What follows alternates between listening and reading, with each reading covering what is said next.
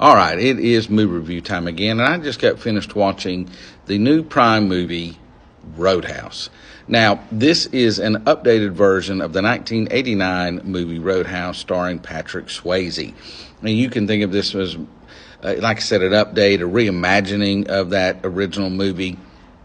And some of the new things. Of course, Jake Gyllenhaal plays Dalton. He's a ex-UFC fighter. There's enough similarities, that you can pick out.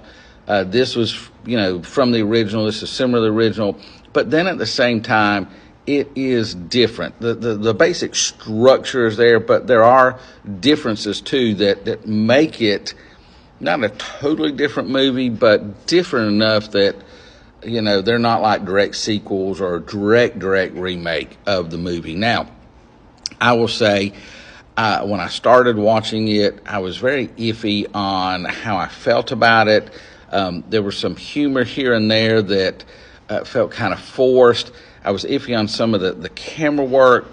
But let me say this. This movie proves my point when I have said before, don't stop a movie. Don't walk out of a movie. That's my suggestion. That's my feeling. I've toughed a lot of movies out, but this one is one that shows that sometimes the payoff at the end is worth getting through the first part. I've seen movies that start off really strong, and by the time you get at the end, they were pure junk. This one, to me, really, really picked up at the end, and it picked up enough that I really do like this movie. I thought Jake Gyllenhaal at the end, he really, really took over, and just like with Patrick Swayze, he makes you root for his character. He shows his acting skills, and I really did like this by the end. In fact, some of the humor towards the end started working more for me. There are some of the fight scenes and action scenes where they film it where you feel it's almost like a video game feel, where it's like a first-person video game where you feel you're in there. I know sometimes that is very risk-taking, but I think that overall that paid off.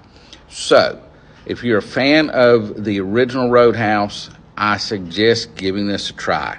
You may not like it, but maybe you'll be like me. You're kind of iffy at the start, and then by the end, hopefully, you will like it just as much as you like the Patrick Swayze version.